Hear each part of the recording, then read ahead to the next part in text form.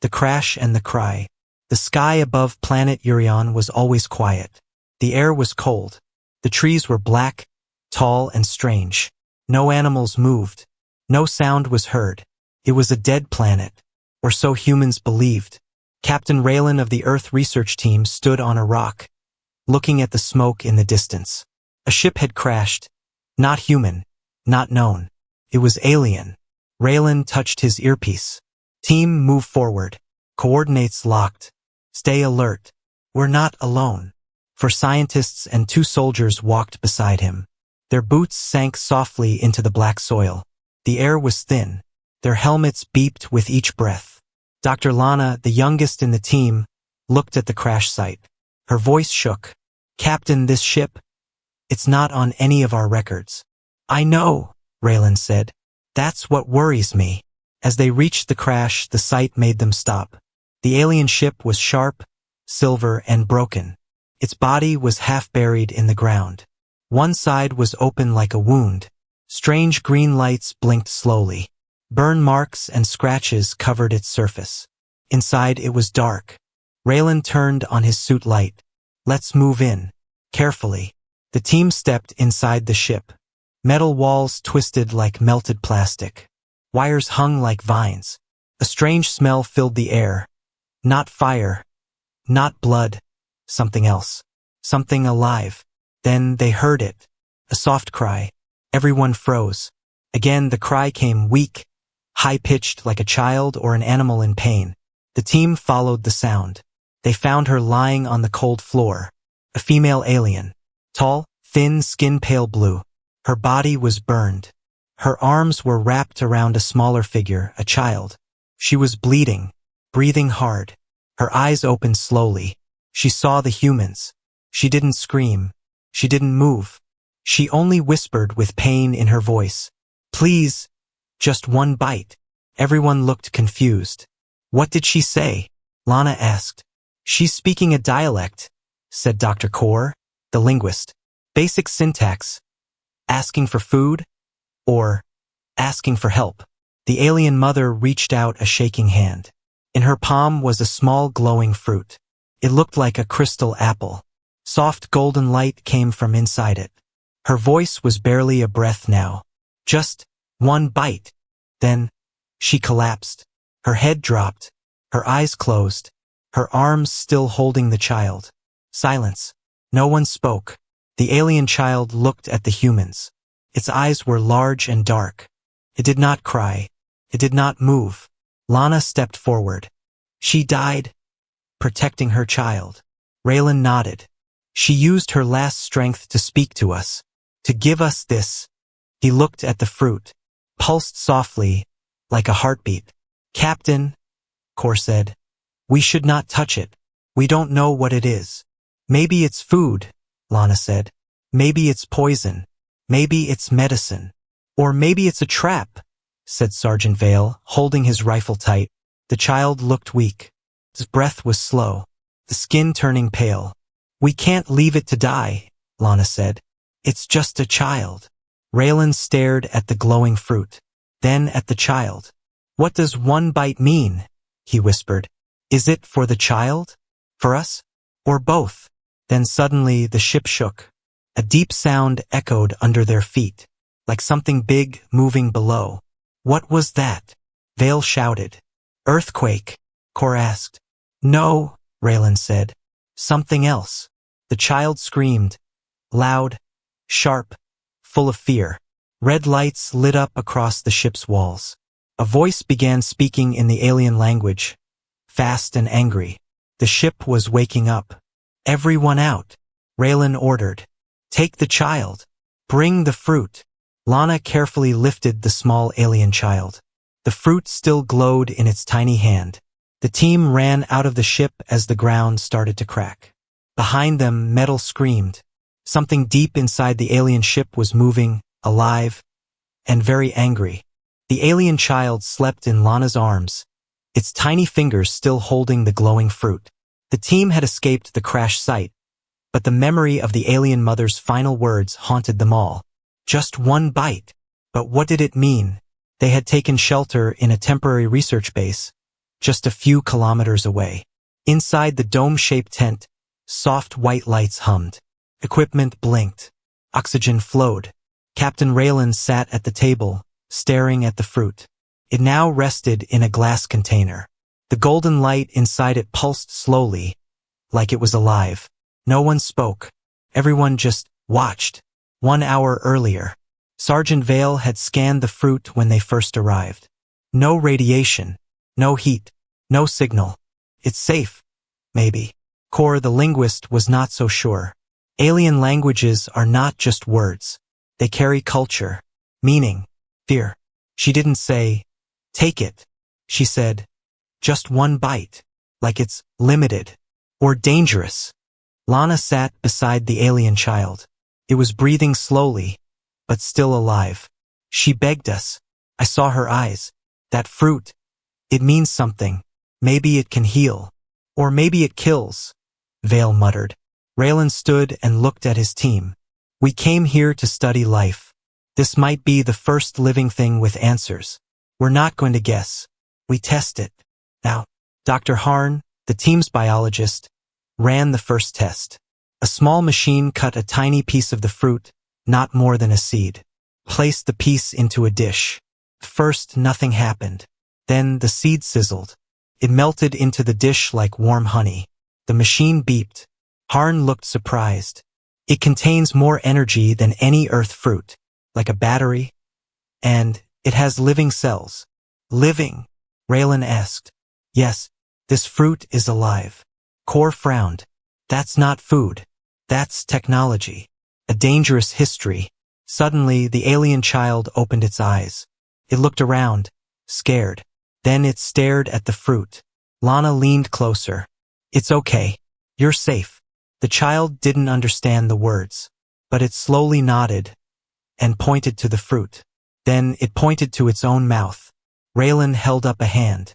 Wait, let's think. What if one bite is all there is? Harn looked at the scans again. There's something else. This fruit isn't made for one species. Its DNA shifts. It's adaptable. It can change itself? Lana asked. Yes, it can match the body that eats it. Cor suddenly froze. Captain, I've seen this in ancient alien records. A fruit like this destroyed a planet. Everyone turned to him.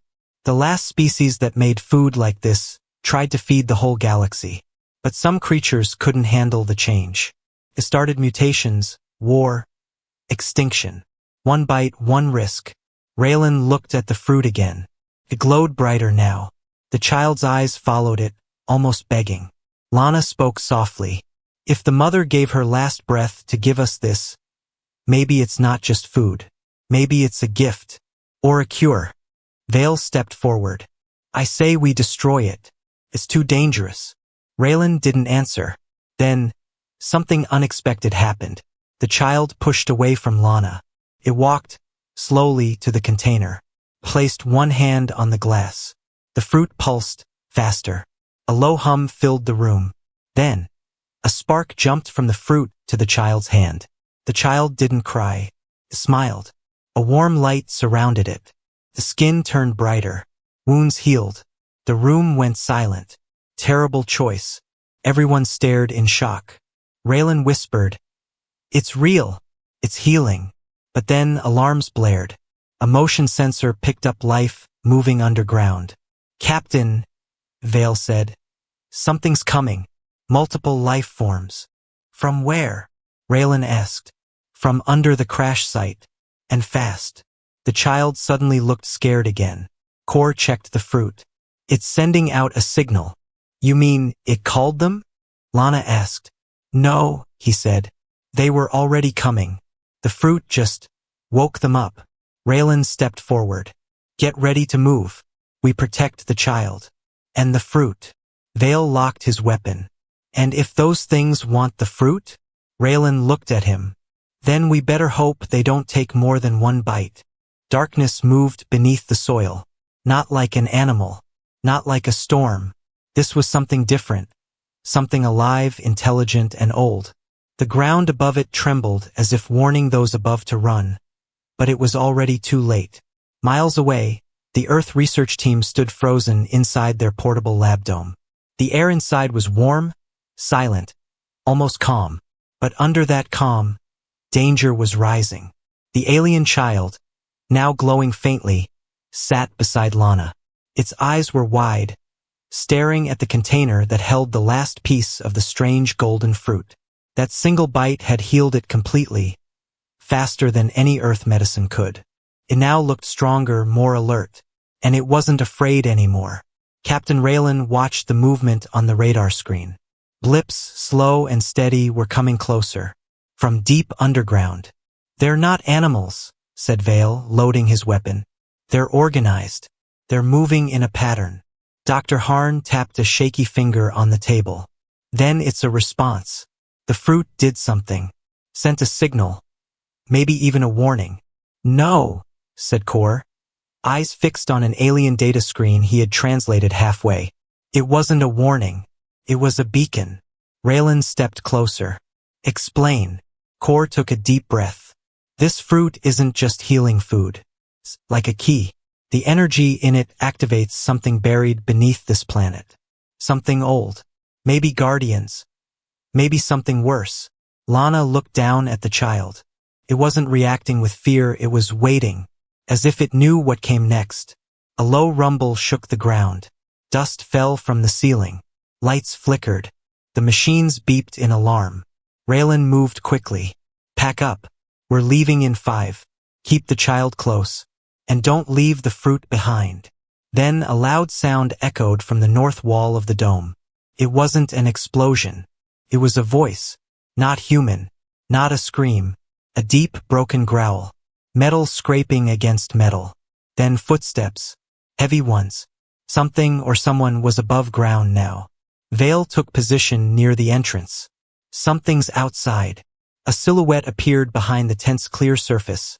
Tall, slow-moving, with sharp joints and glowing red eyes. 1, then 2, then 5. The aliens. Not like the child. Not soft or calm. These were twisted, burned, mutated. Their bodies looked like they had once been scientists, now lost in their own broken evolution. Their skin was cracked. Their bones were wrong. And their eyes were locked on the fruit. Raylan whispered, "Everyone stay calm. We're not here to fight." But it was too late for peace. The first mutant slammed its clawed hand against the dome. Then the others joined, pushing, breaking, screaming in their strange alien language. The child stood up suddenly and ran toward the container, pressed both hands against the glass. The fruit glowed again, brighter than before. And then, something happened. A wave of golden light exploded outward. Not heat, not fire, but energy, pure and warm. The mutants stopped. They stepped back, confused, afraid. Their bodies trembled as if remembering something long forgotten. One of them fell to its knees. His twisted arms straightened. His face became softer. Its red eyes turned blue. Raylan stared in shock. "The fruit. It's reversing their mutation." "It's a cure," whispered Harn. "A real cure." But the moment passed. The others screamed and attacked again. One of them grabbed the edge of the dome, tearing the fabric. "Go!" Raylan shouted. "Get to the rover." Lana picked up the child. Vale grabbed the container. As they ran, the fruit pulsed faster, brighter, almost warning them. Outside, the sky had turned red. Something much bigger was coming. Not just mutants. Something deeper. Something ancient. Something buried that had just woken up. And it was hungry. The light didn't fade. It followed them. As the team's rover sped across the cracked plains of planet Urion, the strange golden glow from the fruit pulsed from inside its containment box.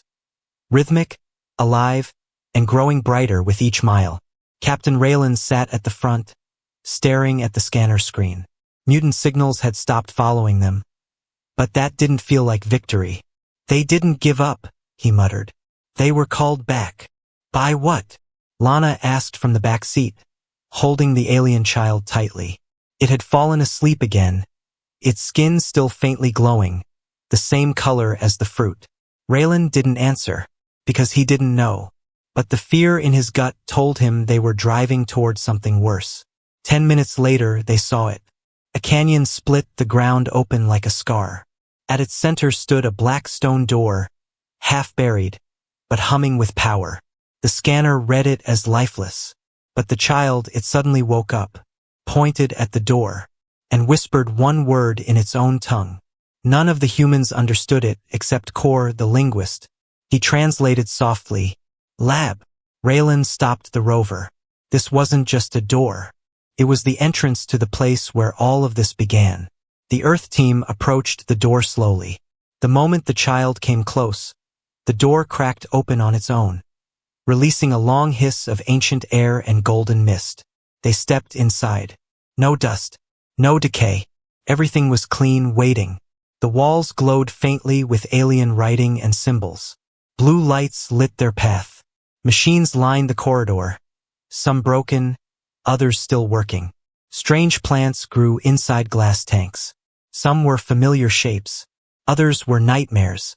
"This isn't a ruin," Lana whispered. "It's still alive." Har nodded, studying the readings. "This place has its own power source, still running after centuries." Kor read the nearest wall, his voice low. This was not just a lab. It was a sanctuary, a vault. They were trying to save something. They moved deeper, and then they found it. A chamber, round, silent. In the center, a massive tree made of metal and roots. Its branches held fruits like the one the child carried, hundreds of them, but all dim, all asleep, except one. The fruit in Vale's box. It began to glow stronger, reacting to the tree. Suddenly, holograms blinked on all around the room. Alien figures stood before them. Scientists, tall and wise-looking, speaking in the same language as the child. The room translated their words. The experiment failed. The gift became a curse. One fruit remains. It must never fall into the wrong hands. If another species finds this vault, take only one bite. One. Or all life may end again. The holograms vanished. Raylan turned slowly. They tried to feed their dying world, and destroyed it. Harn stepped closer to the tree, scanning it. The fruit adapts to DNA. Too many bites, and it begins rewriting everything. Not healing, not helping, changing. Kor looked around nervously. This is why the mutants attacked us. Not to take the fruit. They were protecting it, Raylan finished. They were once like this child, maybe even its people, until someone took more than one bite. Suddenly the lights flickered. A warning sound echoed. Something had entered the vault. Raylan opened the scanner. His face went pale. Not mutants. Something bigger. The child grabbed his hand. It looked into his eyes, and whispered in clear English, "You must choose. Save the fruit, or save yourselves." It began with a whisper, not a sound through air, but through thought. A low, trembling voice curled inside Captain Raylan's mind. Not his ears. Ancient, heavy, full of grief. "You woke me." His breath caught. He turned sharply, but no one else reacted.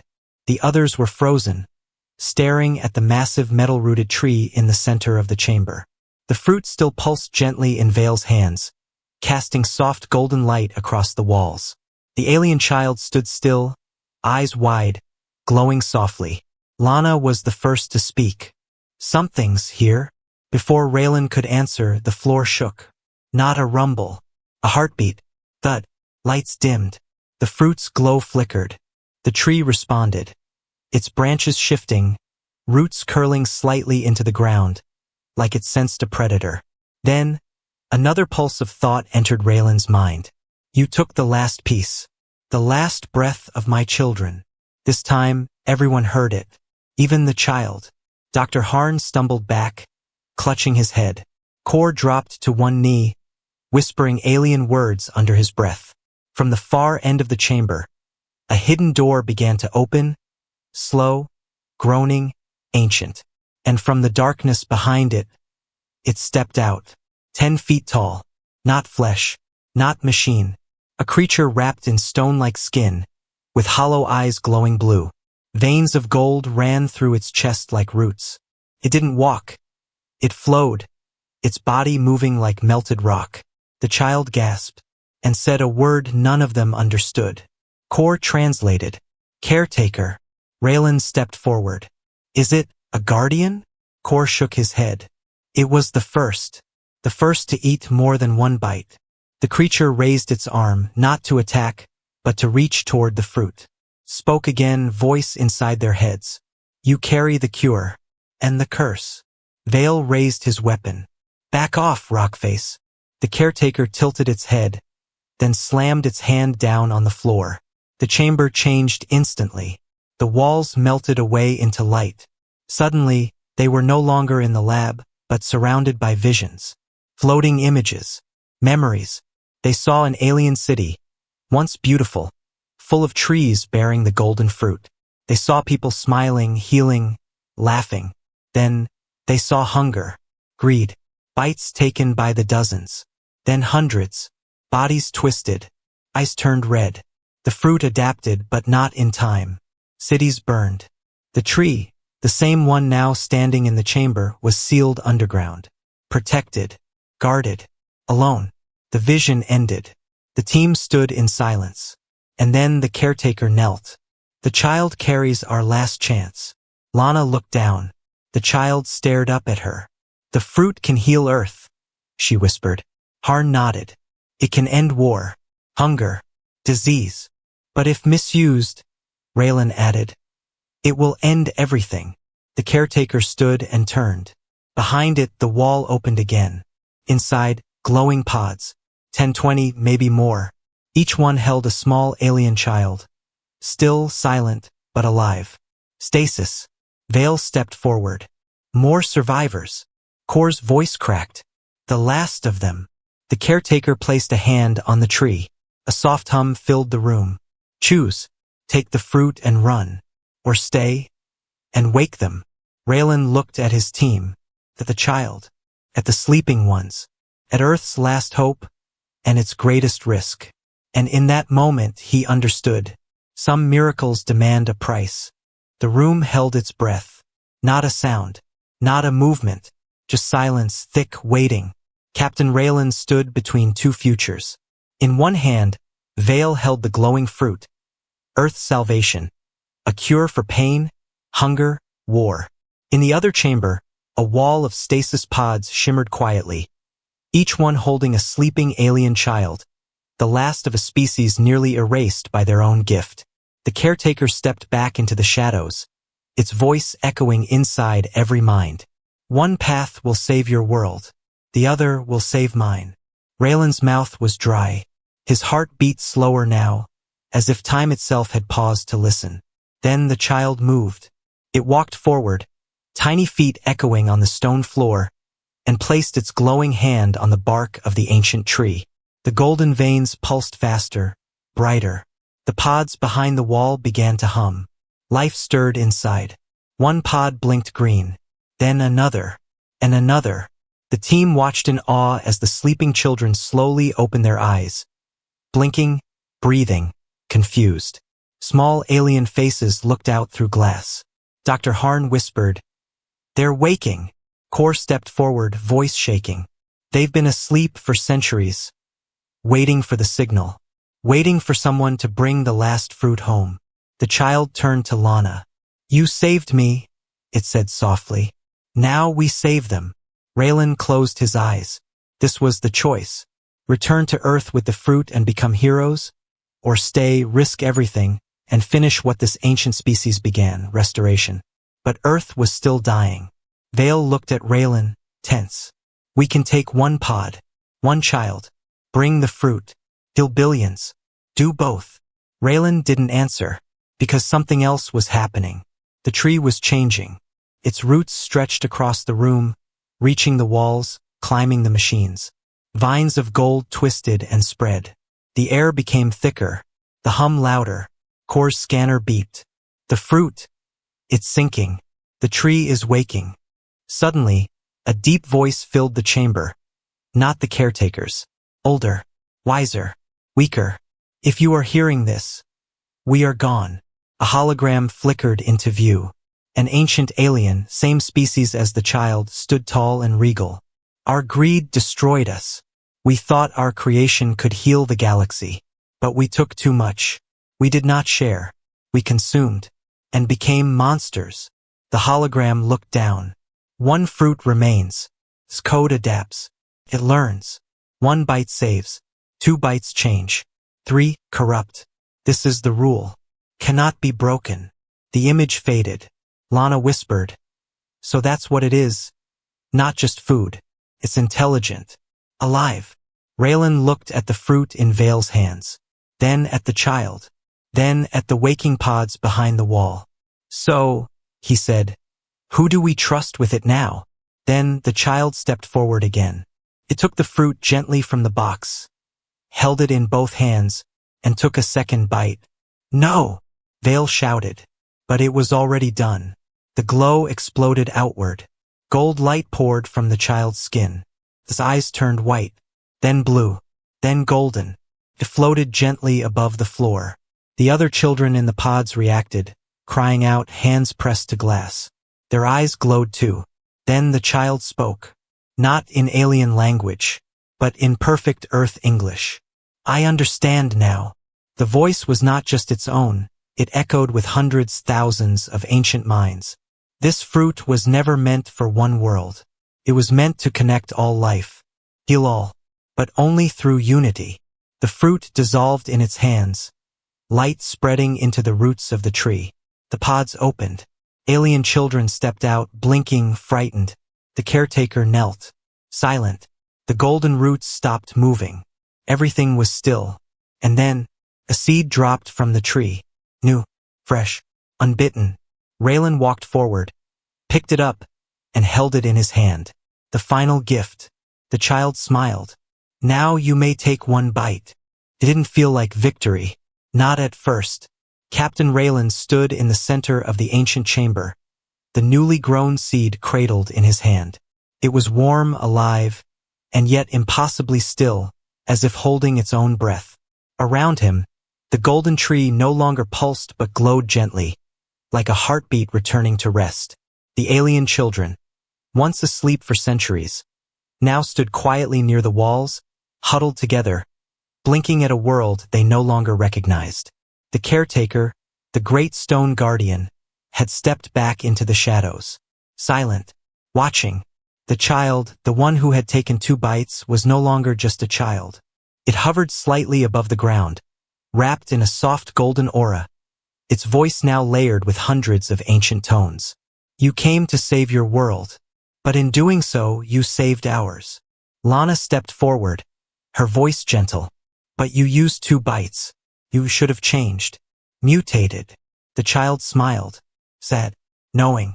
The second bite rewrote me, not into a monster, not into a god, but into what was needed. Raylan looked down at the seed in his hand. And this is the last? No, the child said. It is the first. Again. Above them, the ceiling of the lab cracked open.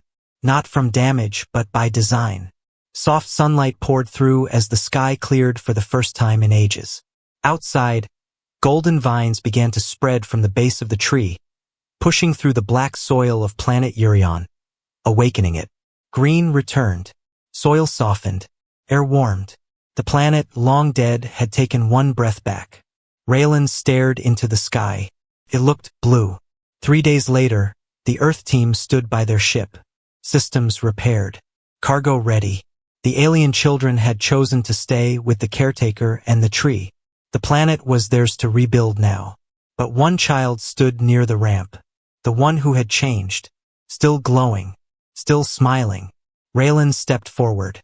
You sure you want to come? Earth needs a witness, it said. And a reminder. Harn looked at the seed, now secured inside a special pod. We'll study it. Carefully. You'll share it, the child corrected. Or repeat our fall. Lana looked at Raylan. So what now? Raylan took a long breath, staring back at the soft blue sky of Urion. We go home, he said. But we don't return as heroes. Kor nodded. We return as students. The ship's engines began to hum. As it lifted into the air, golden vines waved gently below, almost like a farewell. In the cargo hold, the new seed glowed faintly. 1 bite could save a life. 2 could change a species. 3 could end a world. And so Earth would be given a choice, not of power, but of wisdom.